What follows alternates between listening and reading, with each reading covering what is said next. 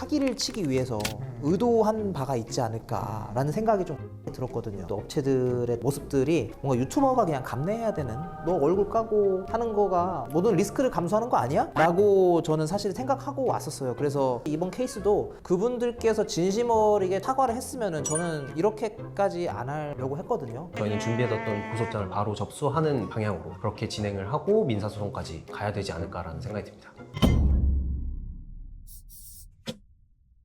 오늘은 저희 채널의 헬창TV의 션 대표님, 헬창TV 채널을 운영하고 있는 션이라고 합니다. 반갑습니다, 구독자 여러분들. 오늘 대표님께서 마음이 무거운 주제로 저희를 찾아주셨는데 구체적인 내용을 좀 말씀해 주실 수 있으실까요? 제가 뭐 유튜브를 이제 6년 동안 하면서 사실 이런 경우는 처음 겪어보는 상황이긴 한데, 이제 헬창TV 말고도 다른 채널을 2개 정도 더 운영하고 있습니다. 테이스터션이라고 패션 채널을 이제 운영을 하고 있거든요. 작년 여름에 다양한 제품들을 리뷰를 하는 컨텐츠를 하는데, 그때 당시에 저희 구독자 숫자는 이제 2만 명이었고, 업체 측에서 영상이 너무 마음에 들어서 자사몰 한에서만 2차 활용을 부탁을 하셨어요. 오케이를 했습니다. 근데 최근에 제보가 들어와서 헬창TV가 선택한 그 업체의 제품이라 하면서 유튜브 광고가 뜨는 거를 봤습니다. 자사몰 뿐만 아니라 카카오톡 채널, 무신사 유튜브 채널, 무신사 홈페이지, 메타 광고, 구글 광고, 자사몰까지 총 6개의 플랫폼에서 2만 채널인 테이스터션이 아닌 45만 채널 헬창TV 이름으로 이제 불법으로 광고를 게재한 거를 1년 반 정도 뒤에 확인을 했습니다. 항의를 했는데 돌아오는 답변은 사과가 아닌 적반하장.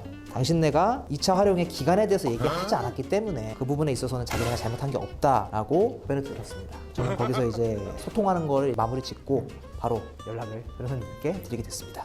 제가 예민한 건가요? 그거는 예민함의 문제가 아니라 명확하게 계약서에 도장을 찍으신 게 아니라 메일과 전화로 이제 소통을 하시면서 진행이 되신 건데, 그걸 이용한 게 아닐까라는 생각이 좀 들거든요. 구두 계약도 계약으로 성립이 되는 건데 뭐 이미 메일하고 문자나 이런 것들이 다 남아있는 상황에서 법원에서도 기간을 정하지 않더라도 이런 광고에 있어서는 뭐 6개월 내지 1년 정도를 통상적인 기간으로 보고 있기 때문에 이거를 훨씬 넘는 기간 동안 무단으로 사용한 거에 대해서는 뭐 피해갈 수 있는 방법은 없는 것 같습니다. 상대방의 선을 살짝 밟은 정도가 아니라 선을 시게 넘었다라고 보고 있기 때문에 형사 절차와 민사 절차를 한번 생각해 볼 수 있을 것 같아요.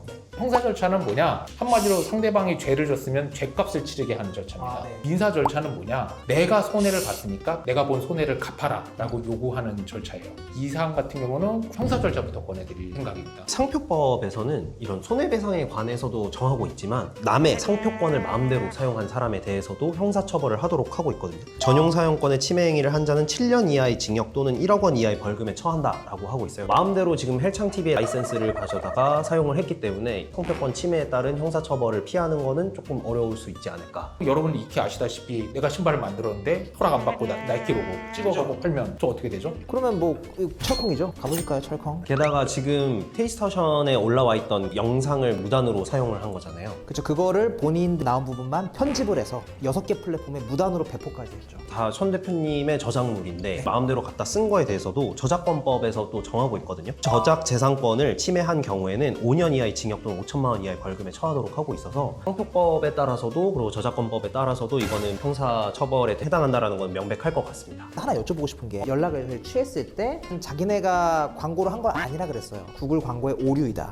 자기네들은 올린 적이 없다 얘기를 해가지고 일단락 되는 식으로 됐는데, 그리고 이제 정확히 일주일 뒤에 교묘하게 문구가 바뀌어서 또 광고를 돌리고 있더라고요. 그래서 저는 이 부분이 사기를 치기 위해서 의도한 바가 있지 않을까라는 생각이 좀 들었거든요. 뭐 넣어볼 수는 있는데 될 수도 있고 안 될 수도 있고. 저도 세모입니다. 그러니까 사기는 처음부터 고의가 있었어야만 사기가 보통 인정이 돼요. 근데 이거 같은 경우는 내가 그때는 약속 지킬 마음이었는데 처음부터 사기칠 의도는 없었습니다 라고 하면 사기는 빠져나올 가능성은 조금 있어 보이긴 해요. 그런데 걱정하지 않으셔도 될 게, 죄명 3개를 말씀드렸잖아요. 상표법 위반, 지적재산법 위반, 사기. 뭔가 느끼기에는 사기가 되게 커 보이지 않으세요? 네, 지적재산권 침해 당했다 보다 사기 당했다가 더 와닿잖아요. 네. 네. 그렇긴 한데 형량은 이 앞에 있는 2개가 더 셉니다. 이게 설령 문제된다 하더라도 중형은 안 나올 것 같은데 오히려 앞에 2개가 중형이에요? 네.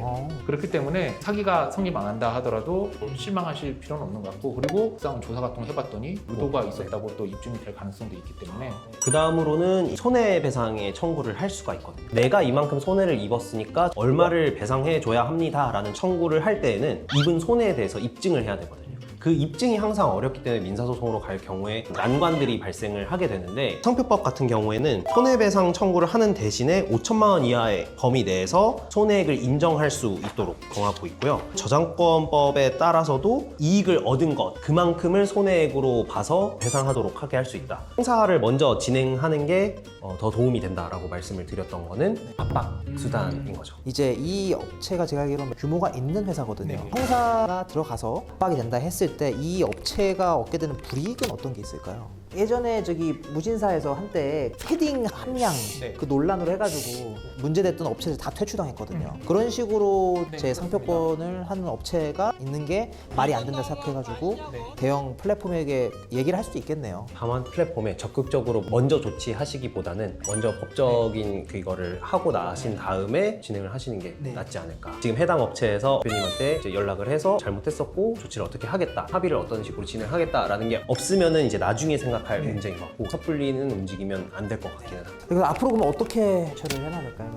일단은 이번 건에 관련해서는 해외보다는 일단 국내의 큰 플랫폼들에 올라가 있는 것들은 내용 증명 보내서 내려달라고 협조 요청을 하고, 해당 회사에도 법적 조치할 예정이다, 빨리 여기에 대해서 뭐 어떻게 할 방안인지 그리고 어떻게 배상할 건지에 대해서 회신을 달라라고 내용 증명을 보내고, 회신이 안 온다 그럼 저희는 준비해뒀던 고소장을 바로 접수하는 방향으로 그렇게 진행을 하고 민사소송까지 가야 되지 않을까라는 생각이 듭니다. 저는 사실은 이 모든 비난과 그리고 악플 또 업체들의 모습들이 뭔가 유튜버가 그냥 감내해야 되는, 너 얼굴 까고 하는 거가 모든 리스크를 감수하는 거 아니야? 라고 저는 사실 생각하고 왔었어요. 그래서 이번 케이스도 그분들께서 진심 어리게 사과를 했으면은 저는 이렇게까지 안 하려고 했거든요. 근데 유감스럽다고 얘기를 하고, 굉장히 사실 요즘 이런 것 때문에 스트레스를 많이 받고 있는 상황이거든요. 저를 사랑하시는 구독자분들을 위해서 이제는 그냥 넘기지 말고 인실 X 해가지고 저희 채널을 사랑하시는 분들에게 보답하는 시간으로 하려고 합니다.